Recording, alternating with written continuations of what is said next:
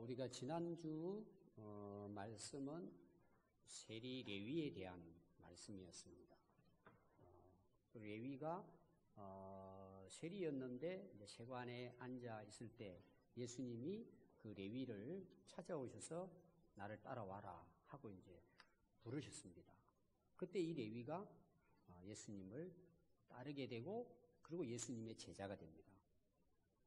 그 레위에 또 다른 이름이 있다면 마태입니다. 그래서 원래 레위는 본명이에요. 근데 예명이 마태입니다. 그래서 레위라는 뜻은 뭐라 그랬죠? 연합. 그리고 마태는 하나님의 선물 이런 뜻이에요. 오늘 우리가 읽은 마태복음은 이 레위, 마태가 기록한 말씀입니다. 복음서. 그래서 오늘은 이 마태가 기록한 이 마태복음의 1장에 대한 말씀을 오늘 우리가 읽었습니다.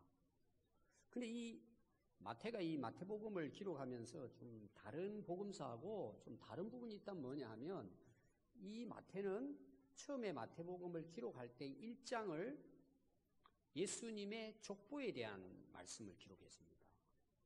어떤 면에서 마태는 족보가 굉장히 중요하다고 생각을 한 거예요. 왜 이제 중요하다고 생각했냐면 본인도 유대인이었어요. 근데 유대인들이 예수님이 이 땅에 오셨는데 하나님이 보내신 메시아로 인정을 하지 않은 거예요. 그리고 유대인들은 어떤 예수님을 기다리고 있느냐 하면 아브라함부터 시작해가지고 다윗의 자손을 통해서 이스라엘의 왕으로 오실 메시아를 기다리고 있었던 것입니다. 근데 실제로 그 예수님이 오셨는데도 불구하고 유대인들은 그 예수님을 인정하지 않는 거예요. 본인도 유대인이라 그랬죠. 그리고 예수님을 만나고 나서 보니까 어때요? 예수님이 구약에서 아브라함부터 다윗의 자손으로 오시겠다고 약속하신 바로 그분 그리스도가 예수님이라는 사실을 깨닫게 된 거예요. 그 예수님을 만난 거죠. 그러니까 이 마태는 그 예수님을 따르면서 이 예수 그리스도가 약속하신 메시아다. 이걸 유대인들에게 특별히 알리고 전도해서 그들이 예수님을 믿도록 하기 위해서 이 복음서를 기록을 하는데 바로 첫 장에 유대인들이 족보를 중요시하고 또 예수님이 다윗의 후손으로 오셨는지 그들이 모르고 있으니까 이걸 그들에게 확인하고 증명하기 위해서 마태복음 1장을 딱 시작하면서 마태는 예수님의 족보에 대해서 기록을 하게 된 것입니다. 여러분들이 실제로 그 신약 성경을 딱 펼치면 이 마태복음 1장이 시작이 됩니다. 그 대개 보면은 뭐예요? 앞에 오늘 읽은 그 말씀 전까지는 그냥 쓱 지나가 버립니다. 왜냐하면 누가 누구를 낳고 족보에 대한 얘기하니까 그거 알 수가 없잖아요. 대충 넘어가 버립니다. 근데 마태는 굉장히 중요하게 생각한 거예요. 그 이유가 오늘 나오고 있는데 제가 거기에 대해서 여러분들에게 말씀을 드리려고 합니다. 오늘 여러분들이 그 1장 1절을 보시면은 아브라함과 다윗의 자손 예수 그리스도의 계보라는 말은 족보 이런 뜻이에요. 그러니까 이 마태는 딱 시작을 하면서 예수님이 누구시냐? 아브라함과 다윗의 후손이다. 이걸 먼저 이제 밝히는 것입니다. 그래서 족보를 잘 연결하는 거예요. 그러면은 이 족보에 그 기록한 의도, 목적은 누구에게 있어요? 예수 그리스도에게 있겠죠. 다시 말하면 예수님이 주인공이십니다. 그리고 또 한 부류가 뭐냐 하면 오늘 읽었던 18절부터 25절이 이 마태복음 1장에 두 분류로 나누어 있는 내용입니다. 18절 오늘 읽은 말씀은 예수 그리스도의 나심은 이러하니라. 그러니까 1절부터 17절 말씀은 예수님의 족보, 예수님은 아브라함과 다윗의 후손으로 오셨다. 또 한 부분은 18절부터 25절인데 예수님은 이렇게 탄생하셨다. 이게 이제 오늘 1장의 전체 내용을 두 부분으로 나눌 수 있는 것입니다. 여러분 실제로 예수님은 이 유대의 그 족보뿐만 아니고 실제로 예수님은 온 인류의 뭐예요? 주인공이십니다. 주인이십니다. 우리가 진정으로 예수님을 우리가 알고 믿는다면 우리 신앙생활의 주체는 누구 계세요? 내가 아니고 예수님이십니다. 예수님이 우리 신앙생활의 주인이십니다. 또 우리가 신앙생활 하다 보면 여러 가지 이제 뭐 고민되는 것도 있고 또 살아가면서 어려운 문제들도 많이 있잖아요. 그 최종적인 정답은 예수 그리스도에 있습니다. 모든 것이 예수님이 중심이 된다는 거죠. 그러니까 우리가 예수님을 믿는다. 우리가 다 예수님 믿잖아요. 그 믿음이 참 믿음이라는 걸 어떻게 우리가 구분할 수 있을까요? 예수님을 믿는 것으로 구분할 수 있을까요? 그러니까 우리가 예수님을 바로 알면 뭐예요? 예수님을 바로 믿게 됩니다. 아, 예수님이 정말 우리의 구주가 되신다. 그럼 우리가 예수님을 믿고 구원받고 그리스도인이 됐습니다. 그럼 그 다음에 문제가 없습니까? 신앙생활에 얼마나 많은 굴곡이 있습니까? 어떤 시험도 있고 또 어려움도 있고. 여러분 거기에 대한 답도 예수님이시고 우리가 신앙생활을 바르게 할 수 있는 길도 예수님을 바로 알 때 신앙생활을 바르게 할 수 있습니다. 우리가 이제 신앙생활 하다 보면은 여러분들이 막 우왕좌왕하고 어떤 경우에는 막 올라갔다 내려갔다 이 굉장히 굴곡이 심하잖아요. 아니 우리가 신앙생활을 하면서 예수님을 믿는다고 하면서 우리가 좀 예수님을 바르게 따르고 또 예수님의 삶을 본받고 또 예수님의 제자로서 우리가 멋있게 인생을 살아가면 좋은데 그렇지 못하잖아요. 왜 그런 현상이 일어날 것 같아요? 예수님을 제대로 알지 못합니다. 결론은 그거라는 것입니다. 그래서 오늘 저는 이 말씀을 통해서 우리 오늘 이 말씀을 듣는 성도들이 예수님이 진정으로 우리의 그리스도 구원자가 되시는 분인 것을 확실히 좀 더 정확하게 오늘 이 말씀을 통해서 깨닫는 그런 시간이 되시기를 바랍니다. 오늘 이제 그 족보에 대한 내용인데 다 우리가 이야기는 할 수 없고 그 족보에 특이한 점이 있습니다. 그럼 뭘 것 같아요? 예수님의 족보, 이거는 유대인의 족보라고도 볼 수 있어요. 굉장히 족보를 중요하게 여겼거든요. 근데 이 족보의 내용을 보면 특이한 점이 있어요. 그럼 뭘 것 같아요?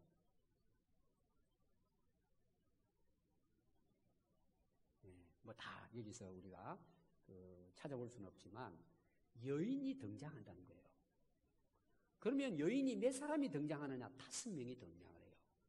여러분 우리나라 옛날 족보 있죠? 그 여자분들의 이름이 올라갔어요? 안 올라갔어요? 안 올라갔습니다. 여러분들 집에 가서 옛날에 그 족보를 한번 보십시오. 거의 남성 위주의 족보예요. 그리고 이제 근래에 들어와가지고 이제 현대 어떤 그 문화가 그러니까 여자들의 이름도 거기 들어가 있습니다. 제가 알기로는 저희 집의 족보도 보니까 그러더라고요. 뒤에 이제 그 이름, 손자, 손녀도 이렇게 올라가더라고요. 그 당시 유대인들, 지금부터 2000년 전 이야기잖아요. 유대인들에게는요, 모든 게 남자 위주로 기록이 돼요.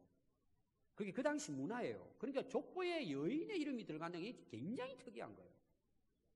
그럼 그 여인이 어떤 여인인가? 오늘 간단하게 제가 설명을 하도록 하겠습니다. 첫 번째가 다말이 나옵니다. 다말. 이 다말은요, 그의 시아버지 유다하고 행을 했습니다. 또 두 번째 나오는 인물이 누구냐? 라합입니다. 라합은 이스라엘 백성들이 여리고성을 함락할 때에 미리 이제 그 청탐을 갔을 때 이 라합의 도움을 받습니다. 그럼 라합은 그 당시 여리고의 기생입니다. 직업적인 기생이에요. 오늘로 말하면 사실은 창녀였습니다. 근데 그 라합의 이름이 여기 기록되어 있습니다. 셋째는 뭐냐 하면 룻입니다. 룻. 룻기스를 나오는 인물이죠. 이 룻은요, 모압 여인입니다. 그리고 이제 가나안에 들어와 가지고 그 결혼하는 모습을 보면요, 그 보아스라고 하는 그 부잣집인데 자기 이제 그 시댁의 계열이에요. 근데 이제 물론 뭐 시어머니가 이렇게 시켜서도 했지만 그 보아스가 술 취해 있을 때 그 이불 속에 들어갑니다.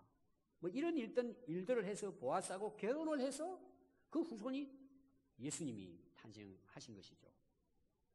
네 번째는 오늘 거기 이름은 나와 있지 않지만 이제 분명한 이제 그 사람이 누군가는 알죠. 6절에 보니까 이새는 다윗 왕을 낳으니라. 다윗은 우리아의 아내에게서 솔로몬을 낳았다 그랬어요. 자기 아내가 아니에요. 우리아의 아내예요. 누굴까요? 밧세바예요. 이게 밧세바도 정상적으로 결혼한 사람이 아니에요. 그렇게 해서 다윗과의 관계 속에서 솔로몬이 태어나게 됩니다. 다섯 번째가 우리가 아는 이제 마리아죠. 동정녀 마리아. 예수님을 잉태해서 출산한 이 마리아. 이 다섯 여인이 족보에 들어가 있습니다. 왜 이런 특이한 족보를 마태는 기록했을까? 두 가지로 말씀을 보려고 합니다. 첫 번째는 뭐냐 하면 예수님이 이 세상에 오셨는데 이 세상은 어떤 세상이에요?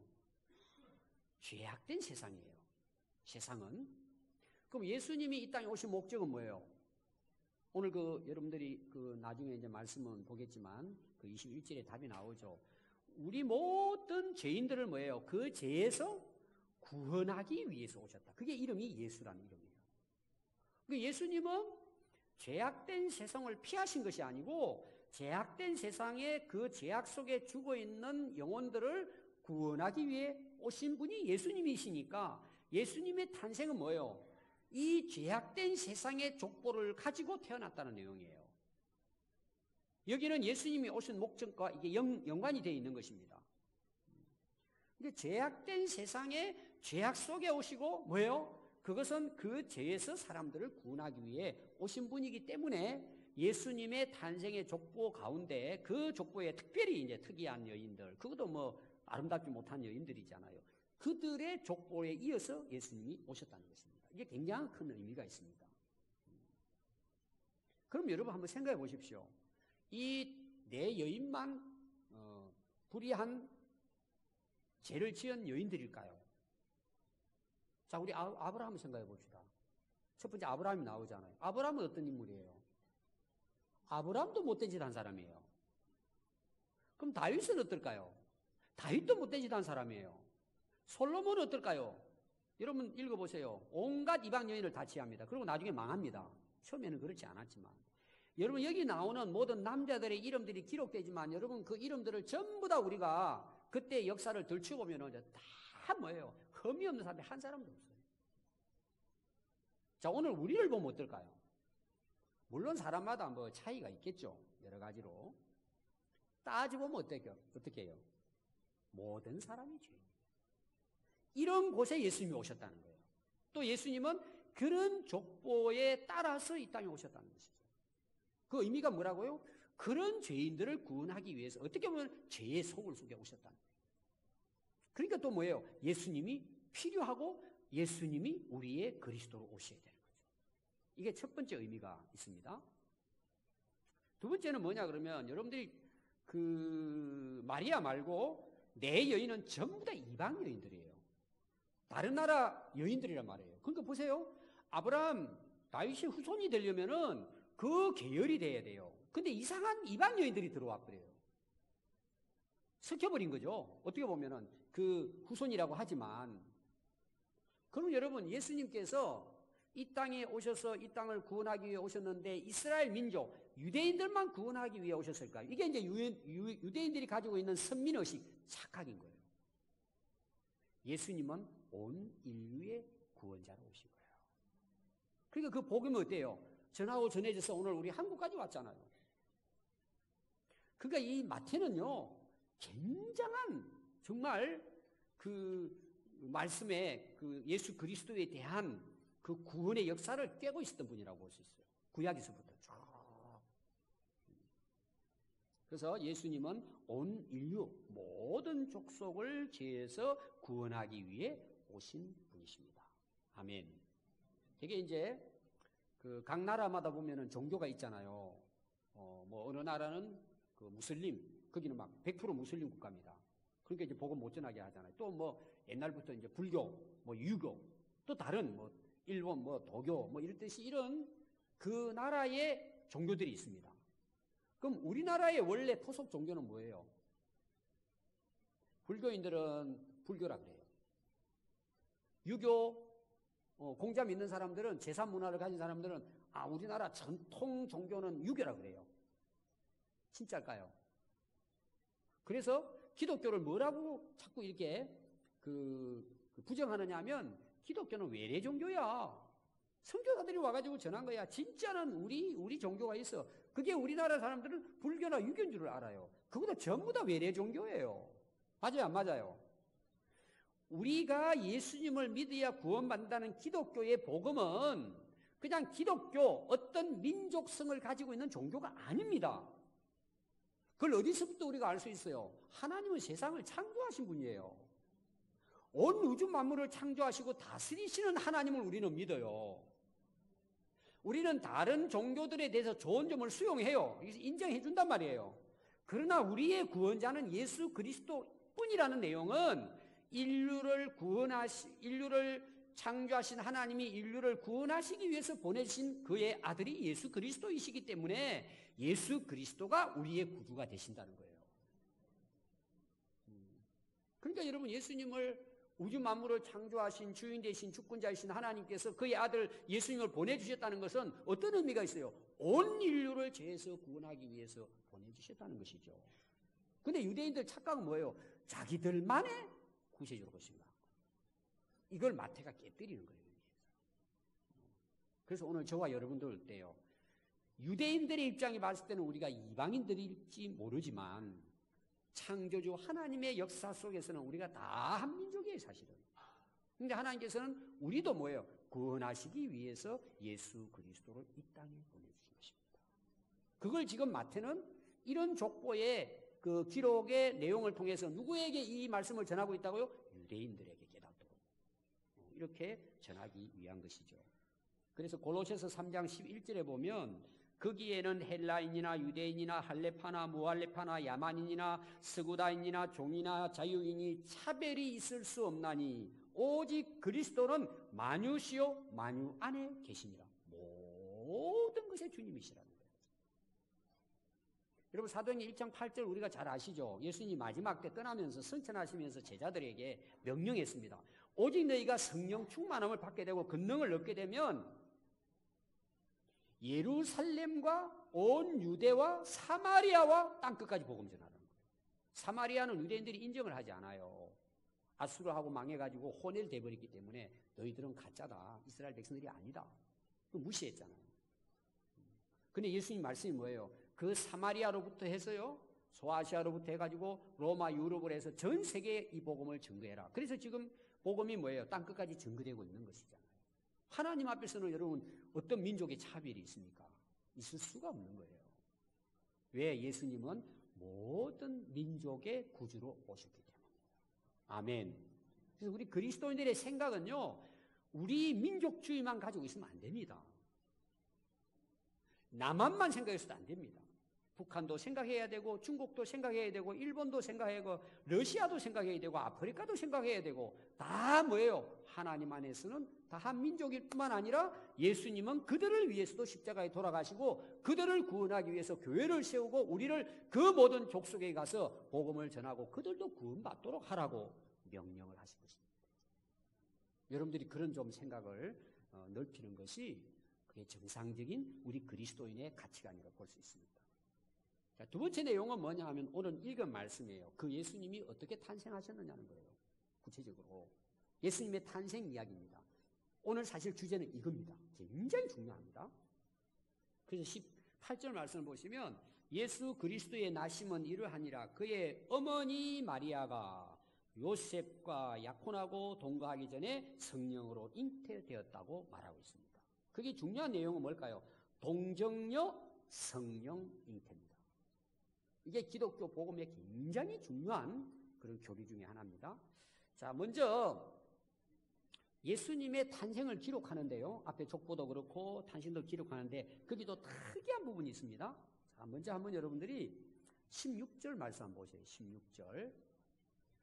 야곱은 마리아의 남편 요셉을 낳았다 그랬어요. 여기 야곱, 요셉은 구약에 나오는 그런 인물을 이야기하는 게 아닙니다. 그 후세의 동명이 그 다른 이인이단 말이에요. 사람은 다른데 이름은 같은 사람이에요. 그러니까 그 마리아의 남편은 요셉인데 누가 낳았어요? 야곱이 낳았다는 거예요. 그래서 이 족보의 기록의 내용이 뭐냐? 낳고가 보니까 다 남자가 남자라고 이렇게 돼 있어요. 그게 족보 기록의 방법이 그때 당시. 근데 16절이 왜 중요하냐 보세요. 마리아의 남편 요셉을 낳았다 이렇게 나와요. 그러면 요셉은 누구의 아버지예요? 예수님의 아버지죠. 족보상으로 봤을 때 법적으로. 근데 예수님의 아버지라고 기록되지 않고 마리아의 남편이라고 기록되고 있어요. 이게 여러분 굉장히 중요한 내용이에요. 마리아의 남편 요셉을 낳았는데 어이구 예수의 아버지 요셉을 낳았다 이렇게 기록해야 이제 남성 그 족보의 방식은 맞는데 마리아의 남편이라고 소개하고 있어요. 여기서만 끝나는 게 아닙니다. 19절도 한번 보십시오. 그의 남편 요셉은 이렇게 돼 있어요. 물론 뭐 결혼하기 전이기 때문에도 그렇게 할 수도 있겠지만 그런데 봐요. 남편 요셉을 낳았으니 마리아에게서 누가 태어나요? 그리스도라 칭하는 예수가 태어났다. 이게 좀 이상한 부분이에요. 아니 그냥 요셉의 아들이라고 해야 되는데 왜 마리아에게서 예수님 태어났다 했느냐 이거예요. 이게 바로 동정녀 탄생 성령의 잉태와 관련되어 있는 거예요. 그게 이제 오늘 읽은 18절부터 그 구체적인 내용입니다. 한번 보겠어요. 예수님이 태어났습니다. 이 땅에. 어떻게 태어났을까요? 그의 어머니 마리아가 요셉과 약혼하고 동거하기 전에 결혼 안 했단 말이에요. 결혼을 안 했어요. 그런데 예수님이 태어났어요. 어떻게 태어났느냐? 성령으로 잉태되어 태어났다. 그럼 이제 되게 많은 사람들이 도대체 이게 가능하냐? 처녀, 동정녀라는 건 처녀라는 말이잖아요. 결혼하지 않은 여자랍니다. 그러면 처녀에게서 예수님 태어났어요. 이게 있을 수 없는 일이잖아요. 그런데 방법이 뭐냐? 하나님 방법은 성령에 의해서 마리아에게 예수님이 오시고 마리아를 통해서 육신이 태어났다. 이런 이제 내용입니다. 사람들이 이 부분을 이거 어떻게 이해할 수 있냐? 이런 일이 어떻게 일어날 수 있냐? 이걸 이해 못하는 분들이 많이 있어요. 그럼 제가 여러분들의 이해를 돕기 위해서 이게 지금 하나님의 방식이잖아요. 메시아가 이 땅에 오게 하시는 하나님의 방식으로 예수님이 탄생해요. 그럼 여러분 이 이야기가 여기만 나올까요? 여러분 창세기를 가서 보시면은요, 창세기에 하나님이 아담을 만드시는 내용이 기록이 되어 있습니다. 창세기 2장 6절을 보면 하나님이 흙으로 사람을 빚습니다. 사람 모양을 이렇게 만들어요. 흙이에요. 흙으로 만들었습니다. 자, 흙으로 만들어서 그냥 내버려 두면 뭐가 되는 거예요? 그냥 흙이에요. 흙으로 만든 사람 모양이에요. 여러분들도 흙을 가지고 뭐 이런 뭐예요? 황토라든지 아니 모래 가지고 사람 모양 만들 수 있어요? 없어요? 잘 만들지는 못하지만 대충 해가지고 이렇게 만들어서 놓을 수 있잖아요. 거기에서 끝나버렸다면 사람은 존재하지 않아요. 그냥 그대로 흙으로 있다 흙으로 없어져 버려야 돼요. 근데 하나님이 어떻게 하시죠? 이 흙에 그 코에다가 생기를 불어넣어요. 그게 생기라는 게 영혼이에요, 사실은. 영을 부르는 거예요. 그러니까 이것이 살아났는데 뭐예요? 생명이 되더라는 거예요. 그러니까 영을 가지고 있는 살아있는 사람이 됐다는 내용이에요. 그럼 여러분 보십시오. 창세기 2장 6절에 하나님께서 인간을 창조할 때 방식이 어때요? 어떻게 사람을 만드셨다고요? 성령을 부어서 영을 생기를 불어 넣었더니 뭐예요? 사람이 된 거예요. 그럼 여러분 동정녀 마리아를 통해서 성령의 역사를 통해서 아이를 베게 해서 예수님 태어나게 할 수 있는 걸 하나님이 하실 수 있어요? 없어요? 충분히 가능합니다. 많은 사람들이 이것만 가지고 이게 뭐 거짓말 아니냐. 아니 하나님의 창조 역사가 그렇게 시작이 됐어요. 그리고 우리 사람 보세요. 영원히 떠나버리면 어떻게 돼요? 흙으로 돌아가요. 여러분 다 그럴 날이 옵니다. 하나님이 우리 영혼 데려가 버리면요, 우리 육신은 뭐예요? 한순간에 썩어버립니다. 냄새나고 땅에 묻어버려야 돼요. 냄새나가지고. 나중에 올해는 뭐예요? 찾을 수도 없어요. 흙으로 돌아가 버립니다. 그러니까 사람이 살아있다는 건 뭐냐? 영혼이 있다는 거. 영혼이 떠나가면 죽는 거예요. 그래서 하나님께서 우리 인간을 영적인 존재로 만드셨습니다. 그러면 예수님을 인간의 피를 이어받지 않고 동정녀 마리아를 통해서 성령을 마리아에게 넣어서 예수님이 탄생하시는 게 여러분 그렇게 어렵겠습니까? 또 창조의 하나님께서 왜 그러면 그렇게 하셨을까요? 오늘 그 내용 21절입니다. 예수님 이 땅에 오신 것은 죄에서 우리를 구원하기 위함이시다 그랬어요. 예수님의 족보라고 하는 것은 요셉의 그런 법적인 족보일 뿐이에요. 물론 마리아도 유대인입니다. 그걸 유대인들에게 알려주기 위한 것이고 실제로 예수님은 동정녀로 성령에 의해서 잉태됐다는 강조합니다. 뒷부분은. 왜 그래요?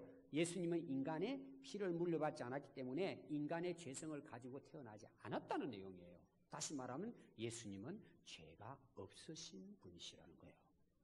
이걸 분명하게 유대인들에게 알리기 위해서 마태가 이걸 정확하게 기록을 했던 것인 것을 우리가 알 수 있습니다. 그래서 요셉이 문제잖아요. 일어났더니 마리아가 애를 가졌단 말이에요. 아직 결혼도 안 했는데. 여러분 남자 입장에서 어떨 것 같아요? 그래서 오늘 여러분 말씀을 보십시오. 아직 약혼하고 동거하기 전에 성령으로 애를 가진 거예요, 마리아가. 그래서 19절 보니까 그의 남편 요셉은 의로운 사람이라 그를 드러내지 아니하고 가만히 끊고 졌어요. 여기 가만히 끊고 졌다는 것은 다른 쉬운 번역을 보면 파혼하기로 했다. 왜 조용히 그만두려고 그랬을까요? 그때 당시요. 아니 약혼한 남편이 있는데 아직 결혼 안 했지만 애를 가졌다. 그러면은 율법적으로 뭐예요? 돌로 쳐 죽이는 거예요. 여러분 지금도 이슬람의 아주 거구파들은요 죽입니다. 맹해살인합니다. 집안을 망쳤다고. 얼마 전에 그런 일이 있었어요. 많이 일어납니다. 그런 것이. 근데 이 요셉은 의로운 사람이에요. 어떻게 보면 마리아를 사랑한 거죠. 그래서 조용히 그냥 이선에서 물러나기로. 다른 나라 같으면 어떻게 가서 법적으로 고발하고 죽여야 된다 이렇게 했겠죠. 이걸 조용히 끊고 됐습니다. 얼마나 고민했을까요? 고민하고 있는데 거기 20절 보세요. 이 일을 막 깊이 고민하고 있는데 잠자는 중에 천사를 하나님 보냅니다. 현몽이 뭐예요? 꿈을 꿔서 보았다는 내용이잖아요. 다윗의 자손 요셉아, 내 아내 마리아 데려오기를 무서워하지 말아라. 그가 아이를 가진 것은 잉태된 것은 성령에 의해서 잉태된 것이다 하고 이제 천사가 알려줍니다. 그리고는 왜 그렇게 성령으로 동정녀 마리아에서 잉태한 줄 아느냐? 그게 21절이에요. 아들을 낳으리니 그 이름을 너는 예수라고 해라. 이는 그가 자기 백성을 그들의 죄에서 구원할 자이십니다. 그걸 이제 깨닫게 해준 거죠. 요셉에게. 그러니까 22절 이 모든 일이 된 것은 주께서 선지자로 하신 말씀을 이루려 하심이니 이르시되 천사가 계속 이야기하죠. 보라 처녀가 잉태하여 아들을 낳을 것이요 그의 이름은 임마누엘이라 하라. 이거는 이사야서 말씀의 7장 14절에 이제 예언된 말씀이 실제로 이루어졌다는 걸 요셉에게 천사가 알려준 것입니다. 그리고 24절에 보니까 요셉이 잠에서 깨어 일어나 주의 사자의 말씀대로 분부한 대로 행하여 순종하여 그의 아내를 데려왔으나 아들 예수를 낳기까지 동침하지 아니하더니 낳음의 이름을 예수라 하니라. 아멘. 마태는 아주 정확하게 이걸 기록하고 있다. 그래서 예수님의 탄생에 우리 그 기독교 교리에 굉장히 중요한 첫 번째가 뭐냐 하면 동정녀를 통한 성령 잉태입니다. 굉장히 중요합니다. 이것은. 그래서 이 예수 그리스도를 우리가 바로 알고 깨닫게 될 때 뭐예요? 예수님을 진정한 우리의 구주로 믿을 수 있습니다. 예수님에 대해서 바르게 제대로 이해하게 되면 우리는 그 예수님을 우리의 구원자로 인정하고 믿고 또 그 믿음을 통해서 구원을 얻게 되어지는 것입니다. 아멘. 그래서 예수님을 우리가 마태복음 1장에서 두 부류로 나누어 가지고 오늘 우리가 예수님을 알게 된 거죠. 물론 우리가 예수님을 우리의 구원자로 믿습니다. 그럼 우리가 예수님을 믿었어요. 진짜 예수님을 하나님 보내신 메시아 그리스도로 우리가 믿었습니다. 그럼 우리가 구원을 받잖아요. 그럼 우리가 구원받은 성도들이 하늘나라 그 영원한 하늘나라 가기까지 이 땅에 살아야 되잖아요. 그 살아가는 삶의 과정을 우리가 신앙생활이라고 한단 말이에요. 예수님을 믿는 신앙, 예수님을 믿고 따르는 우리 신앙인들의 삶이 뭐냐? 그게 신앙생활이에요. 그럼 여러분들 실제로 예수님 믿지만 여러분 신앙생활 어떻게 하고 계세요? 여러분 한번 생각해 보세요. 지난주 설교가 뭐죠? 레위가 예수님을 따랐어요, 안 따랐어요? 따라서 제자가 됐잖아요. 이 마태복음까지 기록했잖아요. 여러분 우리가 신앙생활 한다는 건 예수님을 따르는 것입니다. 그 예수님을. 그럼 우리가 예수님을 따르면 우리 삶이 어떻게 될까요? 변화가 되죠. 새로워지죠. 새로운 인생을 사는 거죠. 그럼 예수님은 이렇게 이런 족보를 통해서 성령을 잉태해서 마리아에게 태어났으면 이 예수님의 삶은 뭐예요? 그 구원의 역사를 이루기 위해 결국 십자가를 지시고 죽으시고 돌아가십니다. 그리고 제자들에게 이 복음을 땅끝까지 증거하라고 말씀하죠. 그게 이제 사도행전 역사에 나옵니다. 그럼 오늘 우리 그리스도인들은 이 예수님을 믿고 구원받았다면 우리 성도들은 이 땅에 어떻게 살아가야 될까요? 동일하게 우리를 구원하러 오신 예수 그리스도를 전함으로 또 다른 사람들이 예수님을 믿고 구원에 이를 수 있도록 하는 일들을 우리가 해야 되는 거죠. 하나님이 교회를 세운 목적이기도 하고 우리를 부르신 목적이기도 하고 또 교회 안에 우리를 직분자로 세운 것은 이 구원의 역사를 이루어갈 수 있도록 교회를 세우고 오늘 우리를 부르시고 세웠다는 것을 여러분들이 기억해야 됩니다. 그럼 여러분, 하나님께서 다 교회들 모든 성도들을 통해서 이런 하나님의 구원의 선한 역사를 이루어 가실까요? 아니에요. 여러분, 구원받는 것은 차별이 없어요. 그런데 하나님이 선한 일꾼으로 도구로 쓰는 인물은 차별이 있어요. 그게 뭔 차별일 것 같아요? 오늘 제가 결론, 이 족보를 통해 우리 그리스도인들이 오늘 얻어야 할 교훈이 뭘까? 첫째는 예수님이 우리의 구주인 것을 확실히 깨닫고 믿는 것. 또 하나 그 믿은 성도들의 삶은 어때야 되느냐는 부분이에요. 그 예수님의 삶을 우리도 이어가야죠. 그 삶을 어떻게 살아야 되느냐는 것입니다. 여러분, 창세기 6장에 보면은 노아의 이야기가 나옵니다. 여러분 잘 아실 거예요. 그래서 세상이 죄악으로 가득했습니다. 그냥 죄악으로 세상이 막 넘쳐났어요. 근데 거기에 노아는 그 시대에 뭐예요? 그 당대 시대의 노아는 의인이라고 이야기해요. 완전한 자라 그랬어요. 하나님과 동행했다고 이야기합니다. 그래서 하나님께서 노아에게 뭘 명령하죠? 방주를 지으라고 명령합니다. 근데 노아는 그 방주를 만들었습니다. 그리고 비가 내립니다. 홍수가 넘쳐납니다.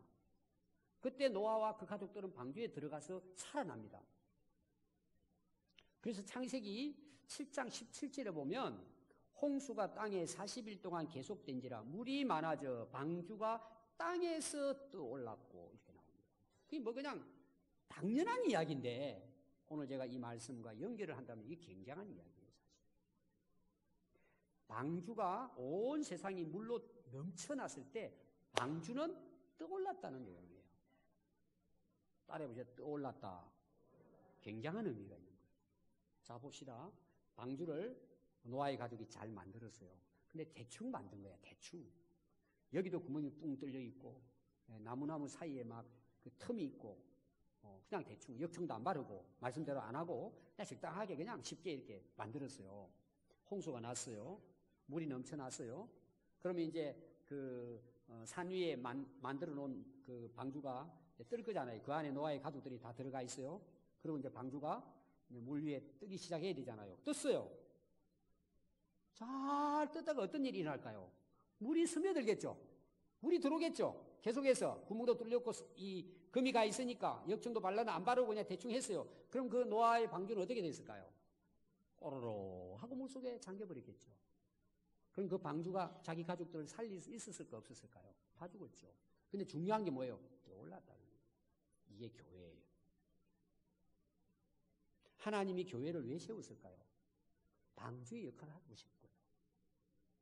그래서 우리나라에도 방주라는 이름을 가지고 있는 교회가 있고 외국에도 많아요. 외국에도 제가 그 교회도 한번 가봤거든요. 한국에도 있어요. 방주교회가 있어요. 그게 뭐예요? 세상에 죽어가는 영혼들을 구원해 내라는 거죠, 교회가. 그럼 교회가 보십시오. 구멍이 다 뚫려 있고 빈틈이 생기고 교회가 세상에 빠져버린 거야. 교회가 세상에 잠식돼 버렸어. 세속화돼 버렸어요. 교회의 의미는 없어요. 교회는 있어야 할 이유가 없어요. 그럼 여러분 교회를 제가 강조하는데 교회는 결국 누구를 이야기해요? 성도들을 이야기하는 거예요. 우리 자신들을 이야기해요. 자, 우리가 세상에 나갔습니다. 우리가 그리스도인이에요.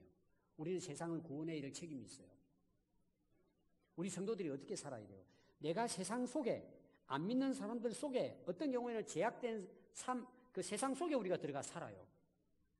그럼 우리 성도들은 어떻게 살아야 돼요? 내가 세상 속에 그들과 함께 어울려서 살아가지만 우리는 구별된 삶을 살아야 되는 거예요. 왜 그럴까요?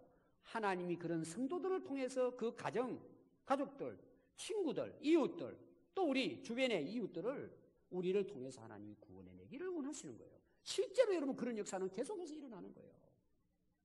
우리 한 사람이 예수님을 제대로 믿으면 어때요?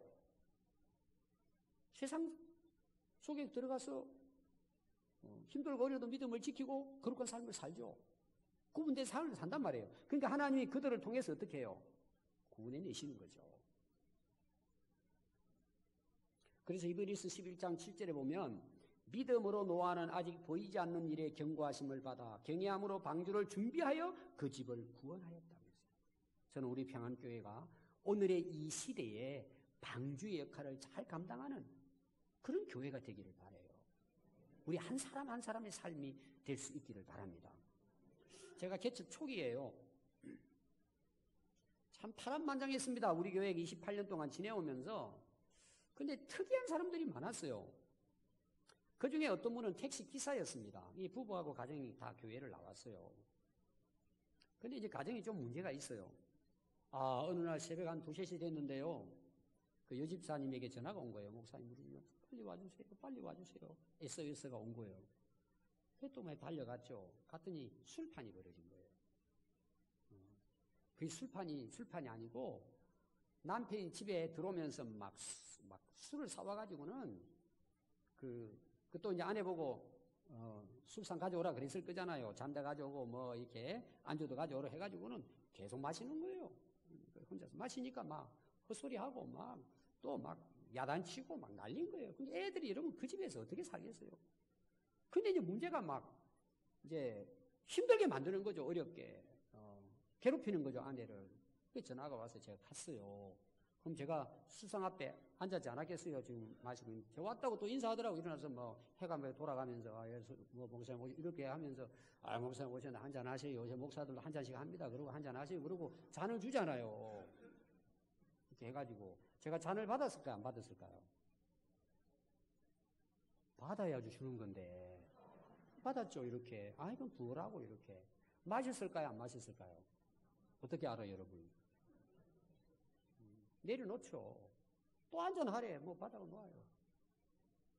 제가 한 예를 드는 거 실제 있었던 일이에요. 근데 거기에서, 그래, 나도 원래 한잔 했다. 그러고 같이 마시고 취해가지고 싸워보십시오. 제가 한 예를 드는 거예요. 우리 성도들이 세상에 나갔습니다. 우리는 세상과 구별된 삶을 살아야 돼요. 그래서 그들을 살려내는 거예요. 그들과 함께 해야 돼요. 그들의 말도 들어주고 그 아픔도 들어주고 어떤 경우에는 참 위로해주고 함께 하면서 중요한 게 있어요. 우리는 따르면 안 돼요. 그들을. 우리는 예수님을 따라야 돼요. 제 친구가 필리핀에서요 선교 사역을 했습니다. 근데 특이한 선교를 한 거예요. 교도소 선교를 했어요. 그것도 여자가. 우리 집에 와가지고 간증을 들었어요. 그래 지금 안 걸렸어요. 예쁜 지금 재수술하고 있습니다. 그 이야기 하는데 목숨 걸고 하는 거예요. 근데 많이 전도를 했어요. 여러분 교도소 가가지고 전도하려면 이게 여러분 우리 군산교도소도 우리 선교회가 있습니다. 우리 기독교에서 해요. 그럼 여러분 보세요. 제가 사형수예요. 내가 저 재수들 전도하기 위해서 나도 못된 짓 하고 재수들 깜빵에 같이 들어가가지고 전도해야 되겠다. 그게 맞아요? 틀려요? 틀린 거죠. 우리는 교도소 밖에 있어야죠. 그들을 찾아가서 그들에게 복음을 전해야 돼요. 그도 갖고 우리도 갖고. 오늘 우리 교회가, 오늘 우리 성도들이 세상과 구별해야 될 이유가 여기입니다. 그래서 여러분 디모데후서 2장에 보면은 이 세상에는 많은 그릇들이 있습니다. 근데 이 그릇 중에 하나님이 귀하게 쓰는 그릇이 있다는 거죠.